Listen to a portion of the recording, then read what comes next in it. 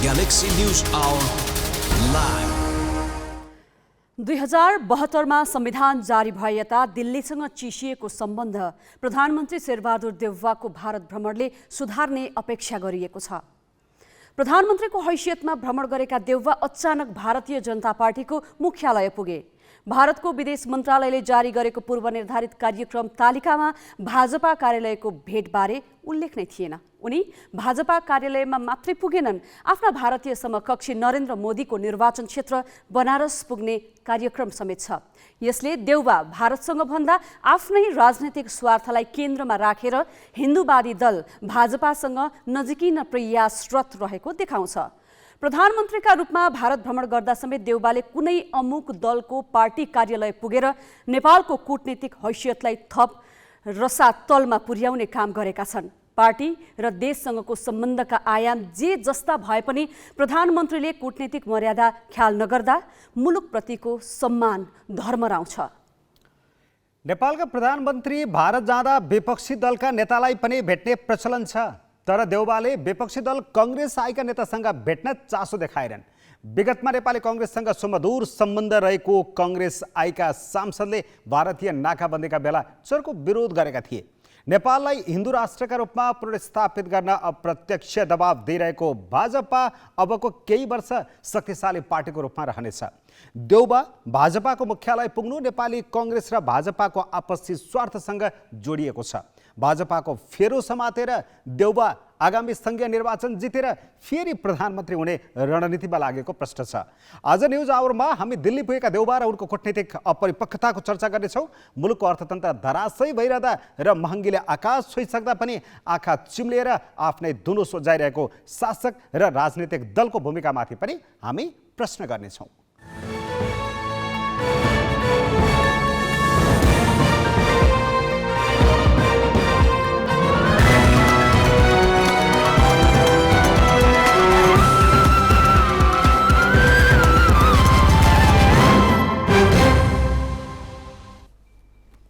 नमस्कार, यो हो ग्यालेक्सी न्यूज आवर। अब हेडलाइन्स।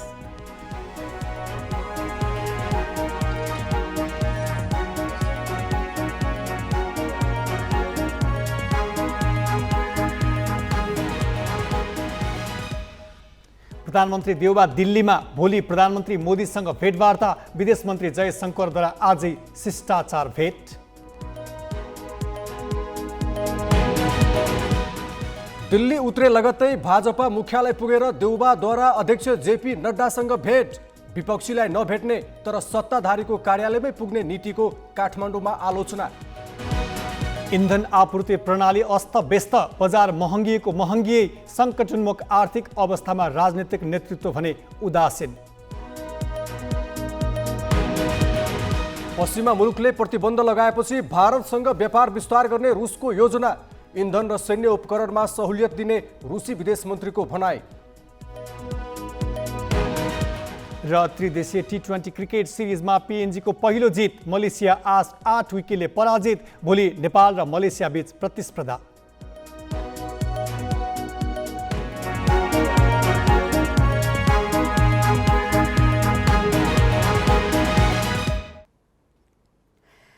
प्रधानमन्त्री शेरबहादुर देउवा अहिले भारतमा छन्। 3 दिने भ्रमणको सिलसिलामा देउवा 51 सदस्यसहित आज अपराह्न नयाँ दिल्ली पुगेका हुन्। दिल्ली पुगे लगत्तै देउवा भेटवार्तामा व्यस्त भए। एजेन्डाका विषयमा खासै गृह कार्य नगरेकाले उनको यो भ्रमण भारतको सद्भाव लिनेमा बढी केन्द्रित हुने देखिएको छ।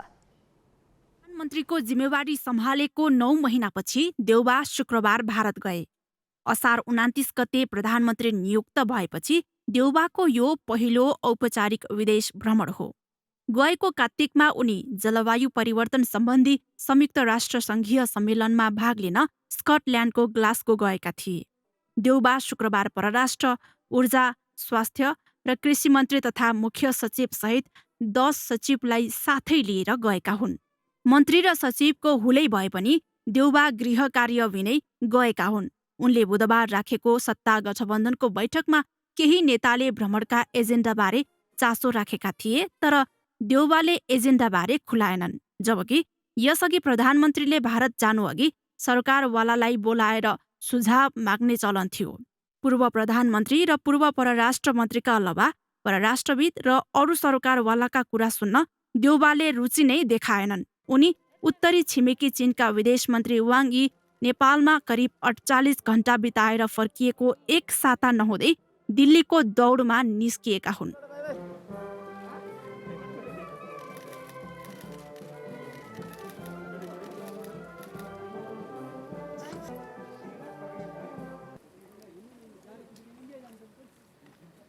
देउबालाई इन्दिरा गान्धी अन्तर्राष्ट्रिय विमानस्थलमा भारतका रक्षा तथा पर्यटन राज्यमन्त्री अजय भट्टले स्वागत गरे।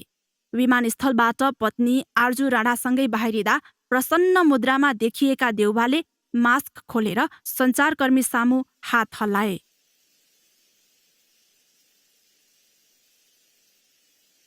विमानस्थलबाट देउबा होटल पुगे। त्यहाँ उनीसँग भारतीय विदेश मन्त्री एस जयशङ्करले शिष्टाचार भेटवार्ता गरे। त्यो भेटवार्तापछि देउबा आफू बस्ने होटलबाट बाहिरिए। उनी भारतीय जनता पार्टीको कार्यालयमा पुगे। त्यहाँ उनले भाजपा अध्यक्ष जगत प्रकाश नड्डासँग कुराकानी गरे। भाजपाको कार्यालयमा देउबाले 45 मिनेट बिताए। नेपालका प्रधानमन्त्री आफ्नो औपचारिक विदेश भ्रमणमा सत्तारूढ पार्टीको कार्यालय पुगेको यो पहिलो पटक हो। औपचारिक भ्रमणमा आउँदा प्रधानमन्त्रीले यसरी सत्तारूढ दलको मुख्यालयमा आफै आएर भेट्ने विगतको परम्परा थिएन। तर प्रधानमन्त्री देउबाले यसपटक आफै भाजपाको मुख्यालयमा आएर भाजपाका अधिकारी र भाजपाका नेतृत्वसँग भेट्नुले भने राजनीतिक वृत्तमा निकै चासो र सँगसँगै एक प्रकारको तरङ्ग पनि ल्याएको छ। यसलाई कूटनीतिक मामिला जानकारहरूले कूटनीतिक प्रोटोकल विपरीत भनेका छन्। भारतीय विदेश मन्त्रालयले बिहिबार जारी गरेको तालिकामा देउबा भाजपा कार्यालयमा जाने तालिकै थिएन। तालिकामा नभए पनि भाजपाको कार्यालयमा जानुलाई देउबाले आसन्न निर्वाचनमा भारतको सद्भाव लिन खोजेको रूपमा अर्थ्याइएको छ। त्यति मात्रै होइन, पछिल्लो समय नेपालका कम्युनिस्ट पार्टीसँग भाजपाको सम्बन्ध बिग्रिँदै गएको फाइदा देउबाले लिन खोजेको भन्नेहरू पनि छन्। जबकि नेपाली काङ्ग्रेससँग निकटको सम्बन्ध रहेको भनिएको भारतका प्रतिपक्षी दल काङ्ग्रेसका नेतासँग देउबाले भेटघाट गर्ने तालिका छैन। देउबाले भोलि भारतीय समकक्ष नरेन्द्र मोदीसँग वार्ता गर्नेछन्। वार्तापछि द्विपक्षीय समझदारीमा हस्ताक्षर गर्ने भनिएको छ। तर गृह कार्य खासै नगरिएकाले कूटनीतिक वृत्तले महत्त्वपूर्ण समझदारीको अपेक्षा गरेका छैनन्। ग्यालेक्सी फोकेका लागि नयाँ दिल्लीबाट क्यामेरामा साधुराम लामिछानेका साथमा सृजना घिमिरेको रिपोर्ट।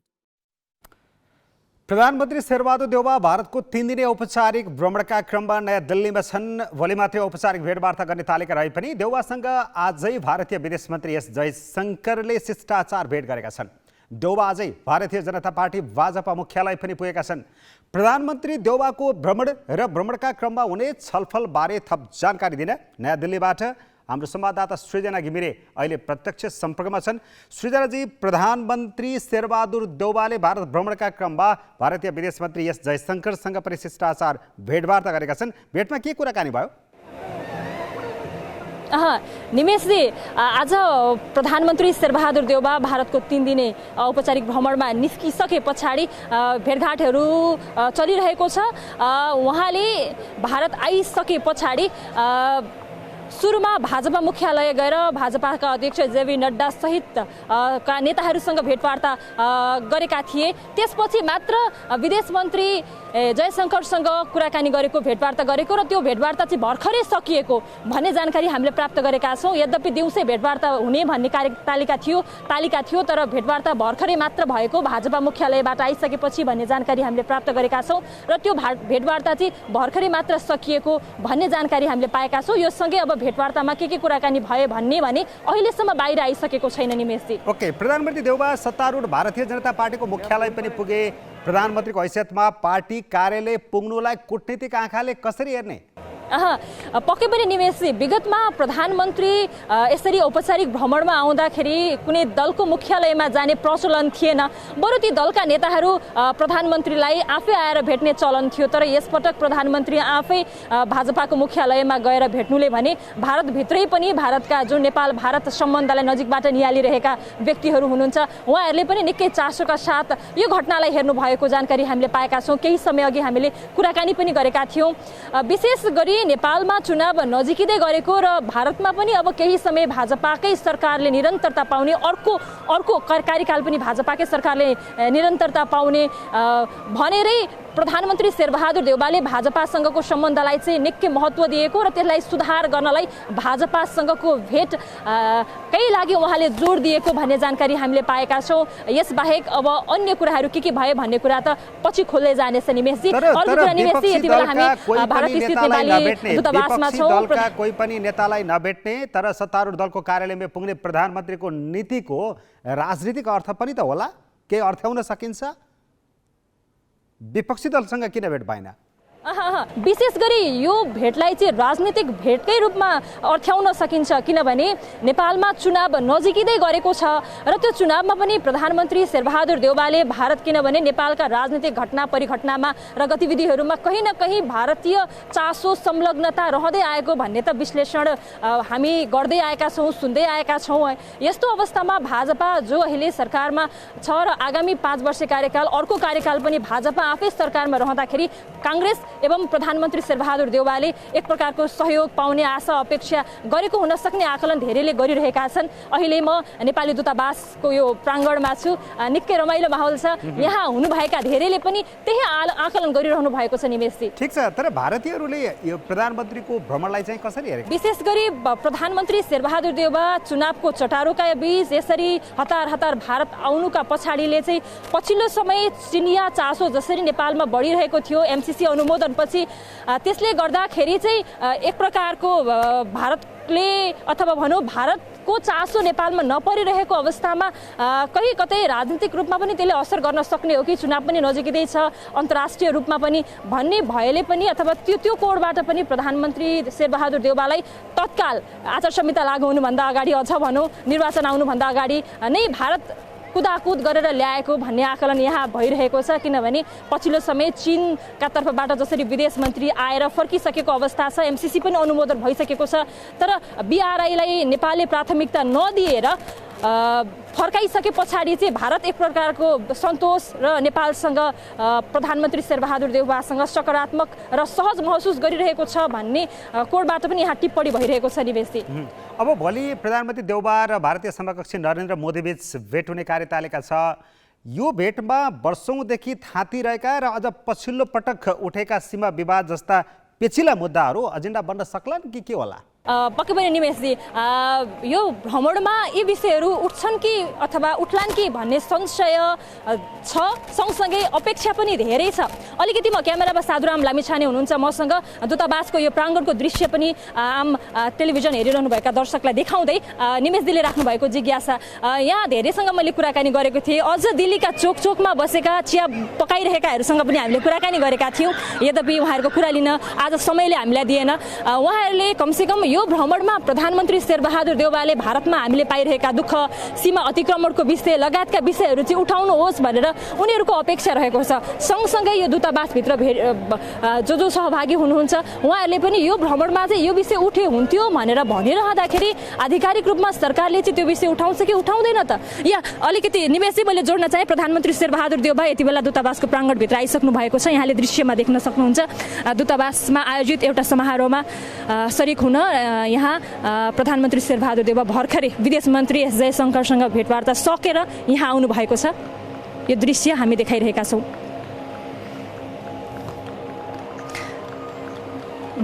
अब केही बेरमा सुरु हुने कार्यक्रममा सहभागी हुनुहुनेछ प्रधानमन्त्री शेरबहादुर देउवा।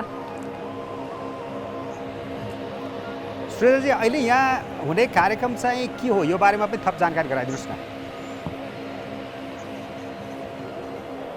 यो चाहिँ दूतावासले प्राय प्रधानमन्त्रीहरू यसरी भ्रमणमा आउँदाखेरि आयोजना गर्ने रात्रिभोज जस्तै छ, तर तथापि यसमा नेपाल भारत जुन यो कूटनीतिमा अर्थ राख्ने दखल राख्ने व्यक्तिहरू, कूटनीतिक व्यक्तित्वहरूलाई पनि सहभागी गराइने छ। यसर्थ यसलाई एउटा रात्रिभोज मात्र होइन, राजनीतिक र कूटनीतिक रूपमा नेपाल भारत सम्बन्धलाई नयाँ उचाइ दिनलाई महत्त्वपूर्ण हुने एउटा अवसरको रूपमा पनि लिन सकिन्छ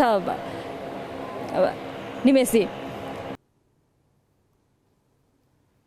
हस्, उनी थिइन् हाम्रा संवाददाता सृजना घिमिरे नयाँ दिल्लीबाट प्रधानमन्त्री शेरबहादुर देउवाको भारत भ्रमणको पहिलो दिनका गतिविधिबारे जानकारी दिँदै भारत भ्रमणमा रहेका प्रधानमन्त्री शेरबहादुर देउवाले भारतीय सत्तारूढ दल भारतीय जनता पार्टीको मुख्यालयमा पुगेर अध्यक्ष जेपी नड्डासँग भेटवार्ता गरेका छन्। विपक्षी दलका कुनै पनि नेतालाई नभेट्ने तर सत्ताधारीको मुख्यालयमै जाने देउवाको नीतिको आलोचना भएको छ।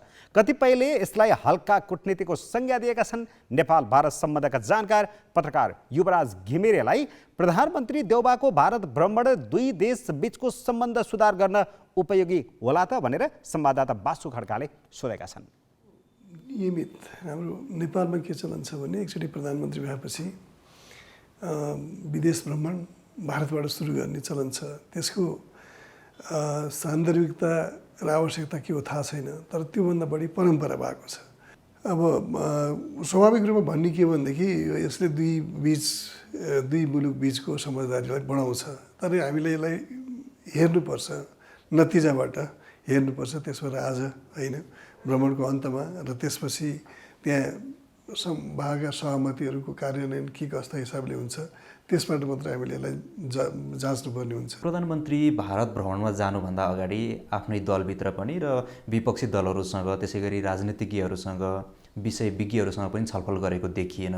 यसरी तयारी बिना गरिएको भ्रमणलाई चाहिँ कसरी बुझ्ने? होइन, यसका दुईवटा हुन्छ। कि त प्रधानमन्त्री सर्वविज्ञ, मलाई सबै कुरा थाहा छ, मैले कसैसँग सल्लाह गर्नु पर्दैन, मैले पार्लिमेन्टमा जवाफ दिनु पर्दैन भन्ने कुरा।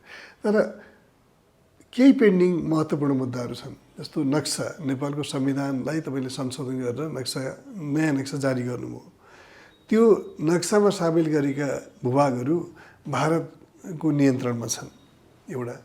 त्यसबाट त्यसलाई कसरी तपाईँले त्यो विषयलाई उठाउनुहुन्छ कि उठाउनु हुँदैन?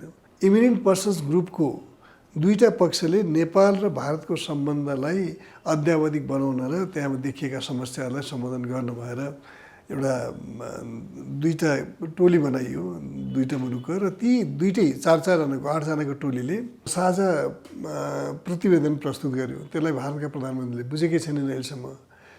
अब नेपालका प्रधानमन्त्रीले यसलाई कसरी उठाउँछन्? रेलवे त पहिला आइसकेको छ, त्यसलाई बटन थिचेर तपाईँले उद्घाटन गर्नु होला, हिँडाउनु होला, जयनगर कुर्ता रेलवे।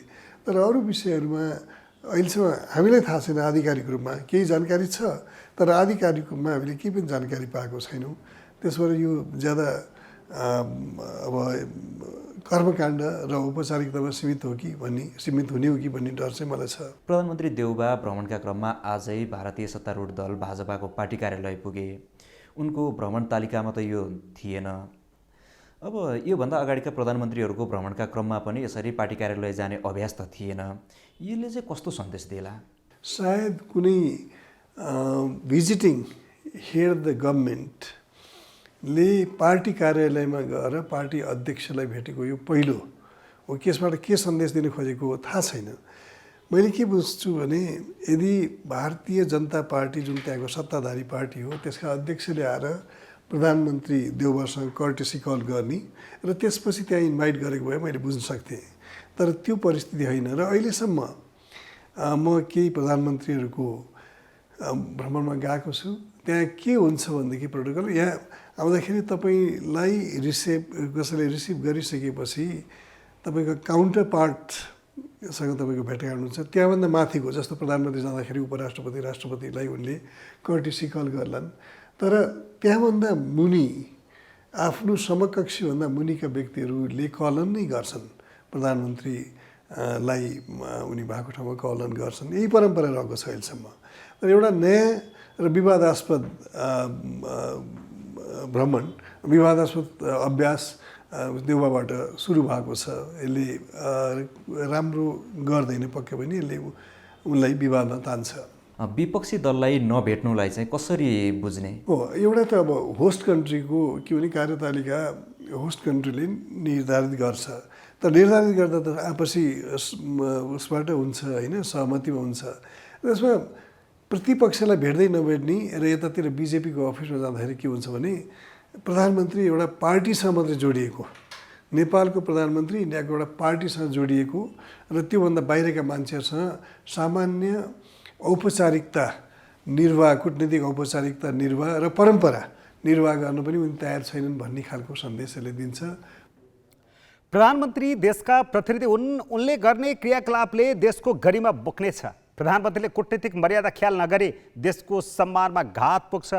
प्रधानमन्त्री शेरबहादुर देउवाको औपचारिक भारत भ्रमणमा त्यस्ता केही दृश्य देखिए जुन कूटनीतिक दृष्टिले अपरिपक्व रहे। भारतीय प्रतिपक्षी दललाई पाखा लगाएर सत्तारूढ भारतीय जनता पार्टीको कार्यालय जानु परिपक्व कदम होइन। रोचक त के भने यो विषय भारतीय विदेश मन्त्रालयद्वारा एक दिनअघि जारी भ्रमण तालिकामै थिएन। यो भारत भ्रमणको उद्देश्य जति नै पुनित भए पनि प्रधानमन्त्री देउवाले सामान्य कूटनीतिक मर्यादा पनि ख्याल नगर्दा खल्लो भएको छ। अब पालो सही कि गलतको।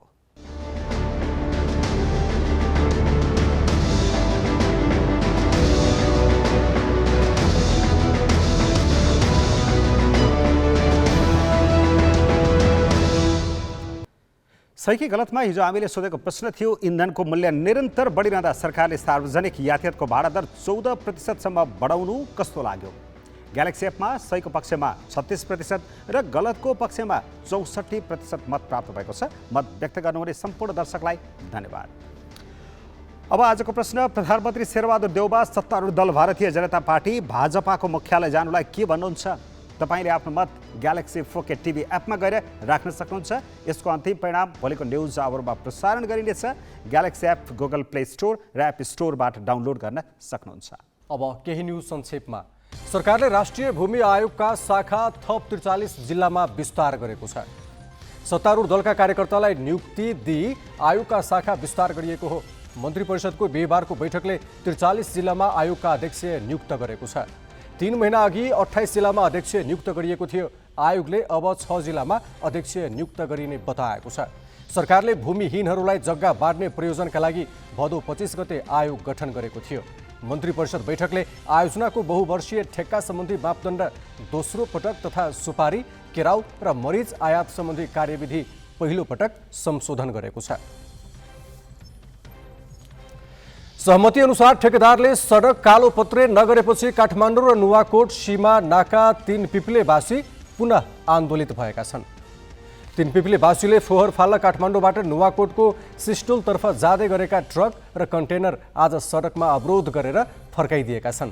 ठेकेदार कम्पनी शैलुङ कन्स्ट्रक्सनले 7 वर्षसम्म सडक नबनाएपछि धुलो र हिलोले आजित 3 पिप्लेवासीले यसअघि फागुन 1 गते पनि फोहोर फाल्न अवरोध गरेका थिए। फागुन 11 गते काठमाडौँ महानगर डिभिजन सडक कार्यालय काठमाडौँ, शैलुङ कन्स्ट्रक्सन र 3 पिप्लेवासी बीच सहमति भएको थियो। तर सम्झौता अनुसार ठेकेदार कम्पनीले काम नगरेकाले बाध्य भएर फोहोर फाल्न अवरोध गरेको सङ्घर्ष समितिका अध्यक्ष भवनाथ गजुरेलले जानकारी दिए। बलात्कार भएको भनी प्रहरीमा दिएको उजुरी विपरीत अदालतमा बयान बदल्ने 22 वर्षीय महिलालाई दैलेख जिल्ला अदालतले 3 महिना कैद र 5,000 रुपियाँ जरिवाना गरेको छ। जिल्ला न्यायाधीश दण्डपाणी लामिछानेको इजलासले सो फैसला गरेको हो। प्रहरीमा आफैले दिएको उजुरी विपरीत अदालतमा उजुरीकर्ता महिलाले रिसिबीले उजुरी दिएको भनी बयान बदलेको कारण देखाएर अदालतले उनलाई सजाय सुनाएको हो। फैसलामा राज्यका साधन, स्रोत र जनशक्तिलाई अनुत्पादक काममा खर्च गराएको उल्लेख छ। बलात्कारको आरोप लागेका भगवतीमाई गाउँपालिका कट्टी गाउँका 23 वर्षीय दिपेन्द्र चन्द अदालतले सफाई दिएपछि कारागारबाट छुटेका छन्। 2077 वैशाख 20 गति आफूमाथि बलात्कार भएको भने ती महिलाले वैशाख 28 गते प्रहरीमा उजुरी दिएका थिइन्। नेपाल आयुर्वेद चिकित्सक सङ्घको 10औं अधिवेशन आज काठमाडौँमा सुरु भएको छ। भोलिसम्म चल्ने महाधिवेशनले 2 वर्षे कार्यकालका लागि नयाँ नेतृत्व चयन गर्नेछ। नेतृत्व चयनका लागि शनिबार मतदान हुनेछ। देशभर आयुर्वेदका करिब 850 चिकित्सक रहेकोमा सङ्घमा 500 जना आबद्ध छन्। महाधिवेशनमा भेला भएका चिकित्सकले आयुर्वेद क्षेत्रको विकासमा सरकारले चासो नदिएको गुनासो गरेका छन्। उनीहरूले आयुर्वेद क्याम्पस र अस्पताल बढाउन माग गरेका छन्। बजारमा महँगी र अत्यावश्यक वस्तुको अभाव चर्किँदै जाँदा सबैभन्दा बढी सरकार र राजनैतिक दललाई पोल्नु पर्ने हो। अर्थतन्त्र धर्मराएर लडिसक्दा उनीहरूको निन्द्रा हराउनु पर्ने हो। किनकि देश र जनताको जीवन सहज बनाउने भनेरै उनीहरूले राजनीति गरेका हुन्। तर नेपालका सरकार र दलहरूलाई आफू बाहेक अरू कसैको चिन्ता छैन। विस्तृत निमेश बन्जाडीबाट। बजारमा महँगी छ यो छोइ नसक्नु छ। उपभोग्य वस्तुको भाउ बढ्ने क्रम रोकिएको छैन। मूल्य वृद्धिमा व्यापारीले 1 महिना अघि सुरु भएको युक्रेन युद्धलाई कारण देखाइरहेका छन्। पेट्रोलियम पदार्थको भाउ आकाशिएकाले त्यसको असर सरकारले नै खेपिरहेको छ। एकातिर व्यापार घाटा अचाक्रीसँग बढिरहेको छ भने अर्कातिर विदेशी मुद्राको सञ्चित घट्ने क्रम रोकिएको छैन। मुलुकको अर्थतन्त्र धराप उन्मुख भइरहँदा सरकार पटक्कै गम्भीर देखिँदैन। राजनीतिक दलहरू पनि सङ्कट समाधानको विषयमा बहस गर्ने भन्दा कार्यकर्तालाई भेला गरेर ताली बजाउने भूमिकामै रमाइरहेका छन्। पेट्रोलको मूल्य बढेर प्रति लिटर 155 रुपैयाँ पुगेको 2 साता भयो। डिजेलको भाउ पनि उसै गरी आकाशिएको छ। नेपाल आयल निगमले अन्तर्राष्ट्रिय बजारमा बढेको भाउ अनुसार मूल्य बढाउन नपाएकाले आफ्नो घाटा चुलिएको कारण देखाई खपत घटाउन सरकारी कार्यालयमा सातामा 2 दिन बिदा दिन र जोर बिजोर प्रणाली लागू गर्न सरकारको ध्यानाकर्षण गरायो। अन्तर्राष्ट्रिय बजारमा मूल्य वृद्धिका कारण फागुनसम्म नोक्सानी बढेर 28 अर्ब पुगेपछि उसले ध्यानाकर्षण गराउनु अस्वाभाविक होइन, तर उसको तालुकवाला वाणिज्य तथा आपूर्ति मन्त्रालय नै मन्त्रीविहीन छ। युक्रेन युद्धको असर विद्युतमा पनि परेको छ। सुक्खायाममा आन्तरिक उत्पादनले माग तान्दैन, जसका कारण भारतबाट ल्याउनुको विकल्प छैन। प्रति युनिट 38 रुपैयाँ तिर्नुपर्ने भएपछि प्राधिकरणले आयात घटाउँदा औद्योगिक क्षेत्रले लोडसेडिङ खेप्न थालेको छ। खाने तेलको मूल्य आकाशियै छ। उपभोक्ताले 1 लिटर तेलकै लागि 350 रुपैयाँ तिर्नु परिरहेको छ। व्यापारी आफू खुसी मूल्य बढाए छन्। अहिले चाहिँ यो गठबन्धनको सरकार छ, सरकार कसरी टिकाउने र राजनीति भएका जुन नियुक्ति गर्नुपर्ने छ त्यसमा चाहिँ कसरी आफ्ना मान्छे राख्ने र त्यो राख्ने क्रम पनि गठबन्धन टिकाउनको लागि हो। अहिले त उपभोग्य वस्तुहरूको यति मूल्य वृद्धि भएको छ, त्यो कार्य लाग्दो अवस्थामा छ। तर के छ भनेपछि यसलाई नियन्त्रण गर्नको लागि फेरि यो चलखेल गर्ने बेला व्यापारी व्यवसायीहरूको पनि सेवाग्राहीहरूको पनि के छ भनेपछि जति पनि अहिले उनीहरूलाई चाहिँ जसरी पनि हुन्छ त्यहाँतिर ध्यान नगइकन यो समयमा जब राजनीतिक अस्थिरता हुन्छ देशमा त्यतिखेर चाहिँ बिचौलियाले खेल्न पाउने अवस्था हुन्छ, त्यसलाई कन्ट्रोल गर्न सक्षम सरकार चाहिन्छ। त्यो सरकार चाहिँ अहिले नभएको अवस्था छ। पछिल्लो दिनमा 2 दिन जति भयो ग्यास कम्पनीमा चाहिँ नि अब नआएको भन्ने हामीले पनि जानकारी आएको छ र हामीसँग भएको स्टकले अहिलेसम्मलाई धानी नै रहेको छ। अब केही दिनमा आएन भने अलिकति समस्या पर्छ कि भन्ने कुरा हो र कम्पनीमा पनि अहिले अब आजदेखि लगभग बिल नकाट्ने भन्ने कुरा चाहिँ नि हामीलाई जानकारी आएको छ। नेपालले श्रमिक बाहेक अरू खासै निर्यात गर्दैन। यो आर्थिक वर्ष 8 महिनामा 13 खर्ब 9 अर्बको वस्तु आयात गर्दा जम्मा 1 खर्ब 48 अर्बको वस्तु निर्यात गर्यो। आयात हुने प्रमुख वस्तु पेट्रोलियम पदार्थ हो। व्यापार घाटा बढेर 12 खर्ब नजिक पुग्दा विदेशी विनिमयको सञ्चित 7 महिनाको आयात धान्न पुग्ने पनि छैन। सबैजसो आर्थिक सूचकले अर्थतन्त्र सङ्कट उन्मुख भएको सङ्केत गर्छ। सङ्कट पार लगाउन के गर्ने सरकारसँग ठोस योजनै छैन। यति गम्भीर विषयमा छलफलसम्म भएको छैन। सत्ता गठबन्धन दलको बिहिबार बसेको बैठकमा चुनावी तालमेलको विषयले प्राथमिकता पायो, तर आर्थिक सङ्कटबारे कुनै दलका नेताले पनि चुइक्क बोलेनन्। मानौ आर्थिक अवस्था सबै ठिकठाक छ।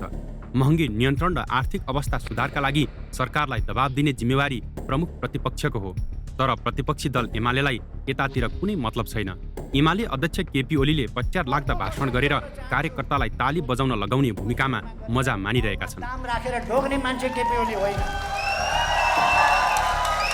केपी ओलीले राजनीतिक तह गैर जिम्मेवार भन्दा बजार नियमन गर्ने जिम्मेवारीमा रहेका सरकारी निकायको कहीँ कतै उपस्थिति देखिँदैन। इमिडिएटली तत्कालको लागि सर्ट टर्म प्लानिङ चाहिने पर्ने थियो। नेपाली पैसा त फरेन करेन्सीको रूपमा कुनै देशमा कुनै ब्याङ्कहरूमा पनि रहँदैन। हेर्नुहोस्, भनेपछि पैसा कहाँ गयो त भन्दाखेरि काहीँ न काहीँ बोरामा अथवा काहीँ सिरानीमा काहीँ रहेको अवस्था त छ नि। यसलाई निकाल्नु पर्नेलाई त हामीले सिम्पल कहाँ गर्नुपर्ने र हामीले ब्याङ्किङ ट्रान्जेक्सन र सबै कुराहरूले यदि सरकारले अनेस्टली चाहने हो भनेदेखि यो तत्काल निक्लिन सक्ने अवस्था छ। भनेको जुन लिक्विडिटी क्राइसिस हाम्रो लागि ठुलो कुरा त छैन, तर यदि यसरी नै सरकारले आफूलाई के गर्ने हो भन्दाखेरि राजनीतिक नियुक्तिमा मात्र ध्यान दिने तर आर्थिक पक्षलाई नदिने हो भने यो लिक्विडिटी क्राइसिस झन् धेरै समयसम्म बढ्ने अवस्था देखिन्छ। यो चाहिँ सरकार कतिसम्म निकममा देखिएको छ भने अत्यावश्यक क्षेत्रमा हडताल गर्न नपाइने कानुनी व्यवस्थाको इन्धन व्यापारीले ठाडो उल्लङ्घन गरिरहँदा बजारमा हस्तक्षेप छैन। व्यापारीले कमिसन दर नबढाएको विरोधमा पेट्रोलियम पदार्थको ढुवानी ठप्प पार्नुका साथै 20 गतेदेखि बिक्री वितरण ठप्प पार्ने धम्की दिइरहेका छन्, जसको असर पेट्रोल पम्प र ग्यास पसलमा देखिन थालिसकेको छ। तर सरकार भने अराजक व्यापारी सामु निरीह बनिरहेको छ। बजारमा महँगी चुलिदो छ। अर्थशास्त्रका सामान्य सूचकहरूले बजारको अवस्था असामान्य रहेको सङ्केत गरिरहेका छन्।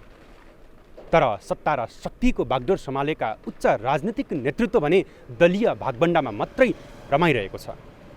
क्यामेरामा योगेश लामाका साथमा मिलन बुढाथोकी, ग्यालेक्सी फोके, काठमाडौँ। सङ्कटोन्मुख अर्थतन्त्रप्रति सरकार र राजनैतिक दलको उदासीनतालाई कसरी हेर्ने भनेर हामीले अर्थशास्त्री प्राध्यापक पुष्कर वज्राचार्यलाई सोधेका छौँ। गभर्मेन्ट पनि गफै गरेर मात्रै सिद्ध्यो, धेरै कुरा गर्ने कामैमा हामी अलि देखेनौँ, किनभने नीतिगत रूपमा अथवा अन्य रियल एफोर्ट्सको रूपमा कम देख्यौँ। यसपालि त झन् गठबन्धन बचाउनेदेखि लिएर त्यही आफ्नो पोलिटिकल स्टेबिलिटी र पोलिटिकल चाहिँ नि वे आउट्समै चाहिँ नि सबभन्दा बढी बिसायौँ र इकोनोमिक म्यानेजमेन्टमा राम्रोसँग ध्यानै दिएनौँ हामीले। आज हामीले क्राइसिस हो भनिसक्नु भएको छ। मैले त अर्को 1 वर्ष यो परिकल्पना, अर्को मङ्सिर पुससम्म चुनावसम्म म यो परिदृश्य देख्दैछु। त्यो भयो भने त धेरै बढी क्राइसिसमा हुनेछ। नेपाली जनता चाहिँ नि युक्रेन जस्तो नभए पनि मतलब इकोनोमिक रूपमा चाहिँ नि आक्रान्त हुँदैन भनेर भन्न नसकिने अवस्था छ। किनभने हामीले वास्तै नगर्ने हो भने त त्यो भइहाल्छ। त्यसले गर्दाखेरि एउटा एन्सर त्यो गर्नुपर्छ भने दोस्रो चाहिँ नि चुनाव भनेको भइ नै रहन्छ, डेमोक्रेसीको पार्ट हो, अथवा अन्य प्रक्रियाहरू पनि भइ नै रहन्छन्। त्यो हुनासाथै त्यसले गर्दाखेरि यो डिस्टर्बेन्स भयो भन्न पाइएन। त्यसको निम्ति पहिल्यै प्रिकसन्सहरू गर्नु पऱ्यो। त्यो भनेको इकोनोमिक म्यानेजमेन्ट हामीले सही गर्न सक्नु पऱ्यो, रेस्पोन्स गर्न सक्नु पऱ्यो। त्यस कारणले लिक्विडिटी र इकोनोमिक म्यानेजमेन्टको रेस्पोन्सिबिलिटी गभर्मेन्टको हो र त्यो दुइटै मात्रै गरे पनि। अनि त्यो कुन बेला बढी चाहिन्छ? अहिले जस्तो। किनभने हामीले भनेको छौँ पेट्रोलले गर्दाखेरि अथवा केही अन्य कारणले अलिअलि त बढिहाल्छ नि, त्यसलाई न्युट्रलाइज गर्न पनि हामीले यी कुराहरूमा अलि बढी ध्यान दिनुपर्ने, अलि चनाखो हुनुपर्ने छ। तर अहिले नेपाल सरकार चाहिँ अलि थोरै उदासीन भएको देखिया छ। अथवा इकोनोमिक डेभलपमेन्ट र इकोनोमिक प्रोग्रेस र यो जम्मै खर्च गर्नेतर्फ नै। अर्को नेपाल सरकारमा हामी ट्याक्स त तिर्छौँ, त्यो पैसा पनि बाहिर आएको छैन, खर्च गरेका छैन। यी जम्मैले गर्दाखेरि हामी कहाँ चाहिँ नि निश्चित रूपमा यो महँगी अहिले भएकै छ, बढिरहेछ निरन्तर रूपमा, झन् भयावह हुने सम्भावना छ। त्यसलाई रोक्ने हो भने आजै रेस्पोन्स हुनुपर्छ। यसैबीच अत्यावश्यक सामग्रीको मूल्य चुलिँदै जाँदा समेत सरकारी निकाय र राजनैतिक दल मौन रहनुको कारण के होला भनेर हामीले देशका विभिन्न भागमा सोधेका छौँ। 153 रुपियाँ 50 पैसा भनेको त लगभग 15 रुपियाँ 16 रुपियाँ जस्तै नै भाडा बढेको तेलको प्रति लिटर बढेको छ। तर त्यत्रो बढ्दा पनि अहिले आवाज उठेन, कतैबाट विरोध हुँदैन। यो अचम्मको विषय छ। कुनै पनि भातृ सङ्गठन सरकारमा छ भने उसको पार्टी सरकारमा छ भने बोल्दै नबोल्ने, अनि अर्को पार्टी यहाँ छ भने चाहिँ जतिखेरै विरोध गर्ने थियो। तर अहिले सम्पूर्ण भातृ सङ्गठनै किन मौन छ, म आफै पनि यसमा सरप्राइज छु। अब देश राज्य सञ्चालन गर्ने अब चाहिँ नेतृत्वहरूको कुरा हो। अब उनीहरूलाई अब चुनाव लागेको छ, अब ब्याङ्कमा त्यस्तै छ, अभाव छ, जताततै अभाव छ, मूल्य वृद्धि छ। अब नियन्त्रण गर्ने राज्यको कुरा हो। अब उनीहरूलाई पद र प्रतिष्ठाकै झगडा ठिक्क छ। न सत्ता पक्ष निस्कन्छ न प्रतिपक्ष निस्कन्छ। सरकार पक्ष त अब अहिले झन् निस्किने कुरै भएन, प्रतिपक्ष यसो अलिअलि निस्कन पर्ने हो। खोइ कता हराए छैनन्। जनता सोझा छन् भनेर माथिबाट मिचेको हो कि होलसेल व्यापारीले थिचेर बेसरी थिचेको छ। अहिले यहाँ फुटकरलाई भन्दा होलसेललाई मालामाल छ। हेर्नुहोस्, झट्ट हेर्दाखेरि अब कृत्रिम अभाव सिर्जना गरेर मूल्य वृद्धि गरे जस्तो पनि लाग्छ होइन। अब कुनै पनि कुराहरू ल है यस्तो हुँदैछ भनेर भन्यो भने ठ्याक्कै अब चाहिँ त्यसको अभाव देखाएर मूल्य वृद्धि हुन्छ। सरकारमा बस्ने होइन, सत्तामा बस्ने व्यक्तिहरूले चाहिँ केही बोलिरहनु भएको छैन र यसको विरोध पनि प्रायः कमै आइरहेछ र यसमा चाहिँ सबैले घोर विरोध गर्नु पर्ने अवस्था देखिन्छ। किनभने सबैभन्दा मार्कामा चाहिँ हामी दैनिक रूपमा चाहिँ सीमित आम्दानी चल्ने व्यक्तिहरूलाई चाहिँ हामीले धेरै मार्कामा परेका छौँ। अहिलेको अवस्थामा चाहिँ अब सरकार आफै एउटा चुपचाप बसिरहेको छ। विद्यार्थी एउटा सङ्गठनहरू चुपचाप छन्, जसले गर्दाखेरि गाउँबाट सहर झरेका विद्यार्थीहरूले होइन सहरमा बसेर पढ्ने वातावरण एकदम गाह्रो अवस्थामा छ। राजनैतिक जोड घटाउ र समीकरणको रस्साकस्सीमा सम्पूर्ण जीवन समर्पण गरेका दल र नेताहरूलाई मुलुक आर्थिक सङ्कटबाट गुज्रिरहेको पत्तै छैन। उनीहरू यसरी मौन छन् मानौ देश इतिहासकै सुखी र खुसी छ। देशको अर्थतन्त्र राजस्वमुखी नभएर उत्पादनमुखी बनाउने भनेर दशकौँदेखि घोषणापत्र छापिरहेको कङ्ग्रेसदेखि समृद्ध नेपाल सुखी नेपालीको नारा भट्याउने प्रतिपक्षी एमालेसम्म अहिले चुपचाप छन्।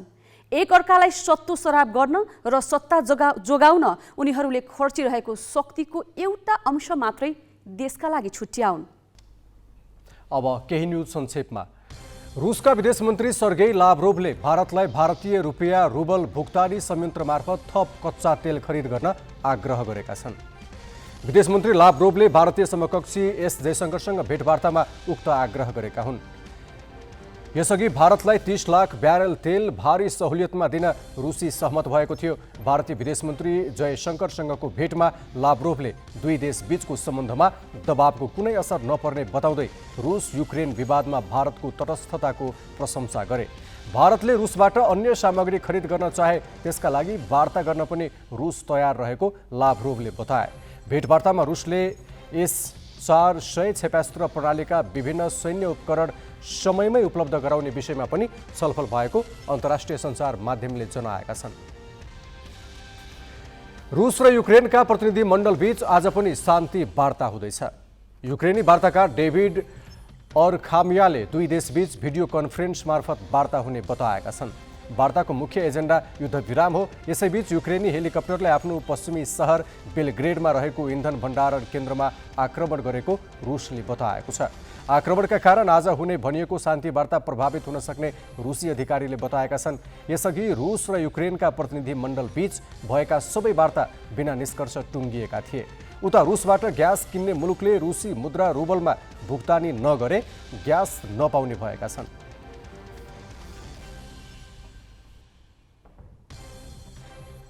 त्रिकोणात्मक T20 सिरिजमा पपुवा न्युगिनी PNGले मलेसियालाई 8 विकेटले हराएको छ। त्रिवी मैदानमा आज भएको खेलमा मलेसियाले दिएको 197 रनको लक्ष्य PNGले 13 बल बाँकी छँदै मात्र 2 विकेट गुमाएर पूरा गर्यो। सिरिजको पहिलो भेटमा भने PNG मलेसियासँग 8 रनले पराजित भएको थियो। जितपछि PNGले मलेसियाकै बराबरी 2 अङ्क जोडेको छ।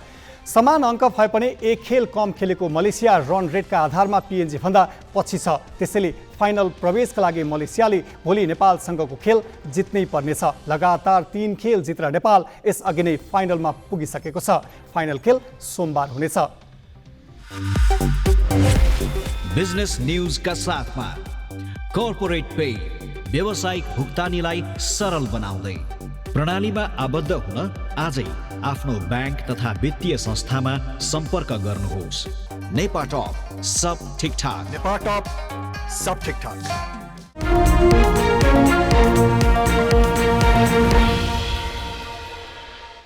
नेपाली बजारमा सुनको मूल्य फेरि बढेको छ। आज सुनको मूल्य 800 रुपियाँले बढेर प्रति तोला 79,700 रुपियाँमा कारोबार भयो। नेपाल सुनचाँदी व्यवसायी महासङ्घका अनुसार तेजाबी सुनको मूल्य प्रति तोला 79,200 रुपियाँ पुगेको छ। साताका सुरुवाती 4 दिन घटेको मूल्य पछिल्लो 2 दिनमा भने बढेको छ। आज चाँदीको मूल्य पनि बढेको छ।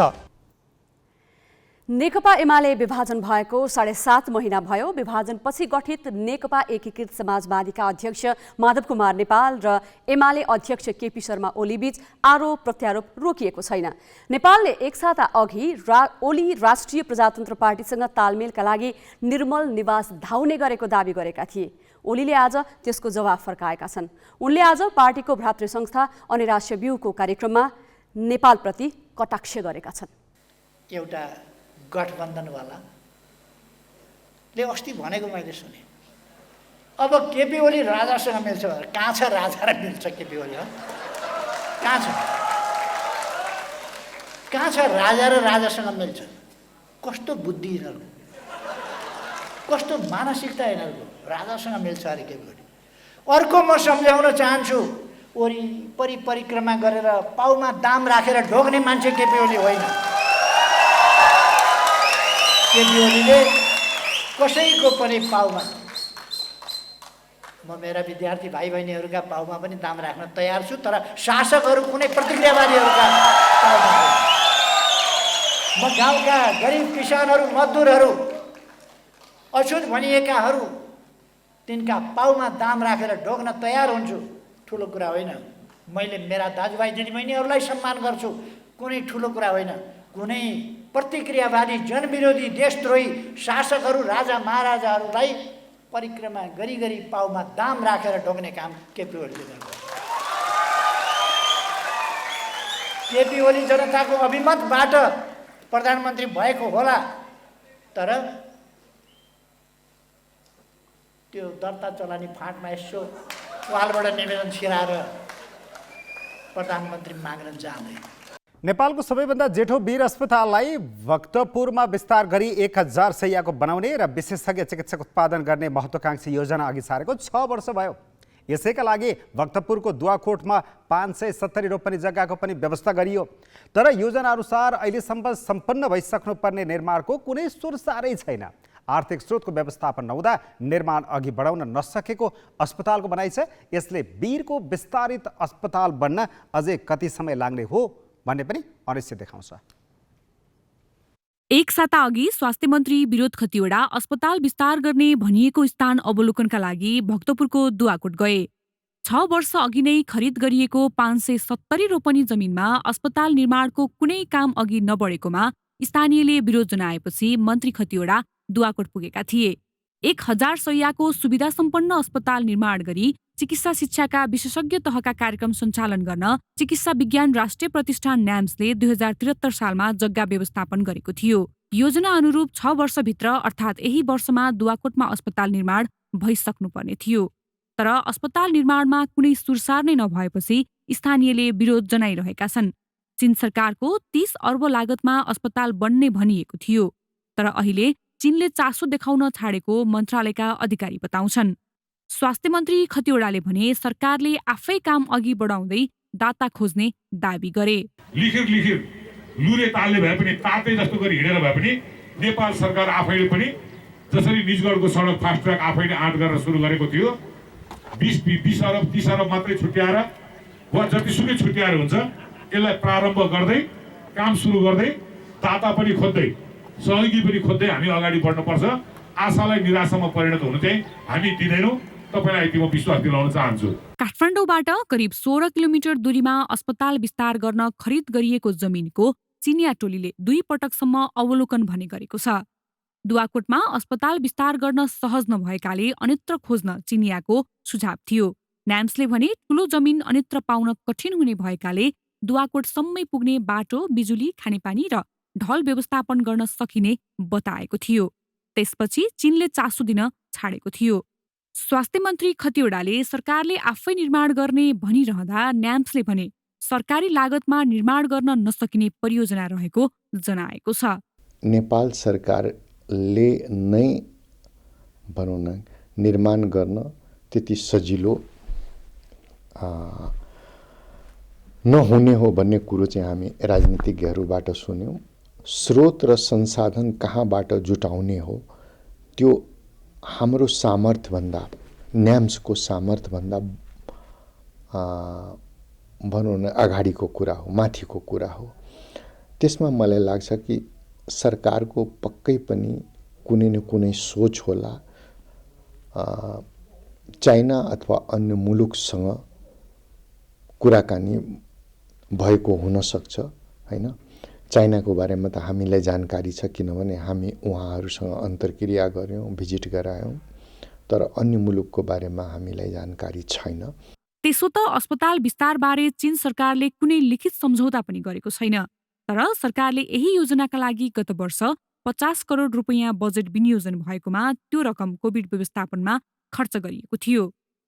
यस वर्ष 40 करोड छुट्याइएकामा 10 करोड रुपैयाँ जग्गाको सुरक्षा तथा अरू व्यवस्थापनमा खर्च गरिएको छ। भौतिक पूर्वाधारको कुनै सुरसार हुन सकेको छैन। क्यामेरामा योगेश लामाका साथ प्रज्ञाति मल्सिना, ग्यालेक्सी 4K, काठमाडौँ। संसारमा यस्ता धेरै दिनहरू छन् जसलाई मानिसले फरक फरक ढङ्गले मनाउने गर्छन्। ती मध्ये एक हो अप्रिल फुल अर्थात् विश्व मूर्ख दिवस। आजको दिन मानिसले एक अर्कालाई झुक्क्याएर, ढाँटेर वा जिस्काएर मनाउने गर्छन्, जुन विश्वभर अप्रिल फुल नामले चर्चित छ। आजको दिन अर्थात् अप्रिल 1 लाई विश्वभर मूर्ख बनाउने दिवसका रूपमा मनाइन्छ। यो दिन प्राय मानिसले आफ्ना साथी र आफन्तलाई ढाँटेर, ठट्टा र मजाक गरेर मनाउने गर्छन्। मजाकको अन्त्यमा चिच्याएर भन्छन् अप्रिल फुल्स डे। मानिसले आज गर्ने मजाकको उद्देश्य हल्का रमाइलो र हाँसो मजाकका लागि मूर्ख बनाउनु मात्र हो।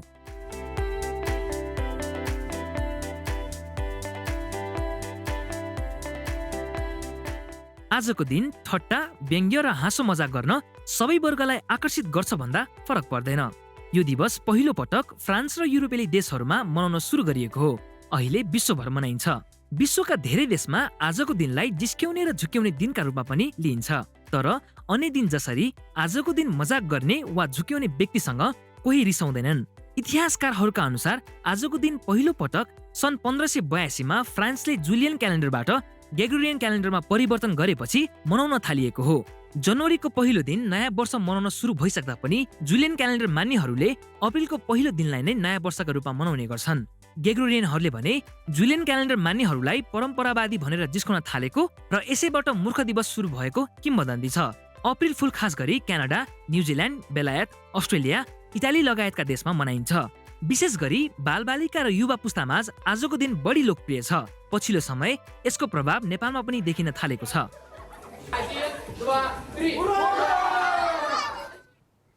2 दशकपछि एसियामा फुटबलको महाकुम्भ हुँदैछ। फिफा विश्वकपको 22औं संस्करण यसपालि कतारमा हुन लागेको हो। एसियामा 2002 मा पहिलोपटक जापान र दक्षिण कोरियाले संयुक्त रूपमा फिफा विश्वकप आयोजना गरेका थिए। यसपालि विश्वकपको इतिहासमै पहिलोपटक जाडो मौसममा विश्वकप हुँदैछ। केही बलिया देश र स्टार खेलाडी भने कतार विश्वकपमा देखिने छैनन्। विश्वकप विश्वका उत्कृष्ट फुटबलरले आफ्नो कौशल विश्वसामु देखाउने सुन्दर अवसर हो। 8 महिनापछि हुने विश्वकपमा 32 राष्ट्रले प्रतिस्पर्धा गर्नेछन्। तीमध्ये 29 राष्ट्रले आफ्नो स्थान सुनिश्चित गरिसकेका छन्। बाँकी 3 राष्ट्रको टुङ्गो 3 महिनापछि जुनमा लाग्नेछ। युरोपियन च्याम्पियन इटाली लगातार दोस्रो पटक विश्वकपबाट बाहिरिँदा 36 वर्षपछि उत्तरी अमेरिकी महादेशबाट क्यानाडा विश्वकपको टिकट काट्न सफल भयो। क्यानाडाले पहिलो पटक 1986 मा मेक्सिकोमा भएको विश्वकप खेलेको थियो। 2018 मा रुसमा भएको विश्वकपमा क्वार्टर फाइनलसम्मको यात्रा तय गरेको स्विडेन प्लेअफको अन्तिम खेलमा पोल्यान्डसँग 2-0 गोलले पराजित भएका कारण कतार विश्वकपमा देखिने छैन। बलिया राष्ट्रले स्थान सुरक्षित गर्न नसक्दा केही स्टार खेलाडीले समेत विश्वकप गुमाउनेछन्। तीमध्ये एक हुन् एर्लिङ हालान्ड। गत सिजन च्याम्पियन्स लिगमा पिएसजी विरुद्धको प्रदर्शनका कारण चर्चामा आएका हालान्ड अहिले युरोपका सबैभन्दा धेरै खोजिने युवा खेलाडी मध्येमा पर्छन्। उनले विश्वकप छनौटमा 5 गोल गरे, तर उनको देश नर्वे युरोपबाट छनौट हुन सकेन। यसपालि विश्वकपमा देख्न नपाइने अर्का खेलाडी हुन् मोहम्मद सलाह। उनको देश इजिप्ट छनौट हुन असफल भयो। 2021 को अफ्रिकी कप अफ नेसनको फाइनलमा इजिप्टलाई पेनाल्टीमा पराजित गर्दै सेनेगलले पहिलो पटक महादेशीय उपाधि जितेको थियो। विश्वकप छनौटमा पनि साडियो माने स्टार रहेको सेनेगलले इजिप्टलाई पेनाल्टीमै डुबायो। लिभरपुलका स्टार सलाहले पेनाल्टीको अवसर खेर फाले। अन्तर्राष्ट्रिय फुटबलबाट सन्यास लिएका स्विडेनका स्टार स्ट्राइकर ज्लाटन इब्राहिमोभिचले विश्वकप छनौट खेले, तर प्लेअफमा पोल्यान्डसँग स्विडेन 2-0 ले पराजित भयो। पोल्यान्ड विरुद्ध ज्लाटनले अन्तिम 10 मिनट मात्रै खेलेका थिए।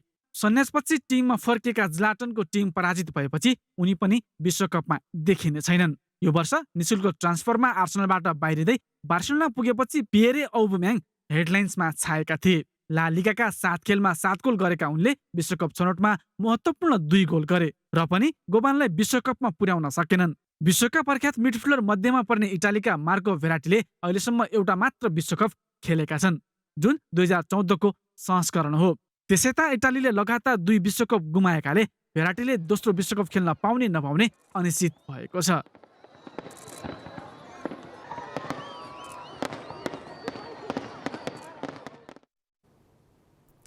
आज काठमाडौँ उपत्यकामा घोडे जात्रा पर्व मनाइएको छ। परापूर्वकालमा सहरका बालबालिकालाई खाने गुरुमापा नामको राक्षसलाई मारेको खुसियालीमा यो पर्व मनाउन थालिएको किम्वदन्ती छ। घोडे जात्राका दिन नेपाली सेनाले वर्षेनी टुडी खेलमा विशेष समारोहको आयोजना गर्छ र अश्वकला प्रदर्शन गर्छ। हेरौँ टुडी खेलमा सेनाले प्रदर्शन गरेको अश्वकलाका केही झलक।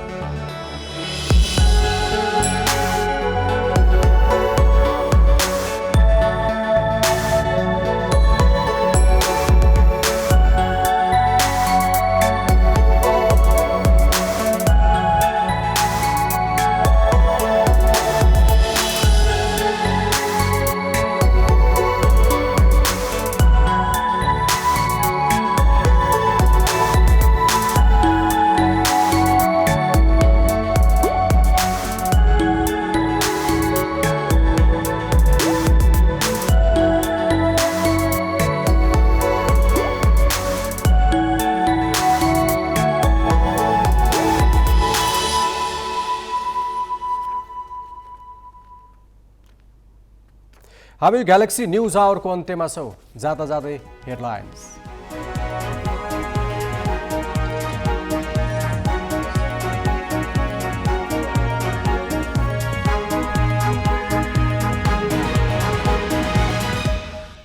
प्रधानमन्त्री देउबा दिल्लीमा, भोलि प्रधानमन्त्री मोदीसँग भेटवार्ता। विदेश मन्त्री जयशङ्करद्वारा आजै शिष्टाचार भेट।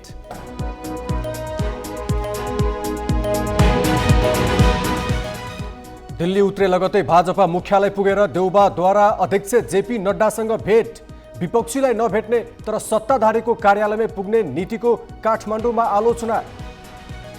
इन्धन आपूर्ति प्रणाली अस्तव्यस्त, बजार महँगिएको महँगी, सङ्कटोन्मुख आर्थिक अवस्थामा राजनैतिक नेतृत्व भने उदासीन। पश्चिमा मुलुकले प्रतिबन्ध लगाएपछि भारतसँग व्यापार विस्तार गर्ने रुसको योजना। इन्धन र सैन्य उपकरणमा सहुलियत दिने रुसी विदेश मन्त्रीको भनाई। र त्रिदेशीय टी20 क्रिकेट सिरिजमा पिएनजीको पहिलो जित। मलेसिया 8 विकेटले पराजित। भोलि नेपाल र मलेसिया बीच प्रतिस्पर्धा।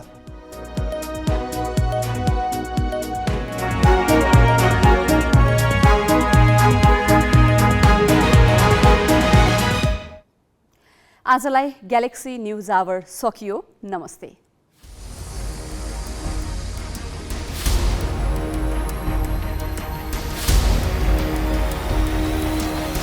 This is Galaxy News Hour Live.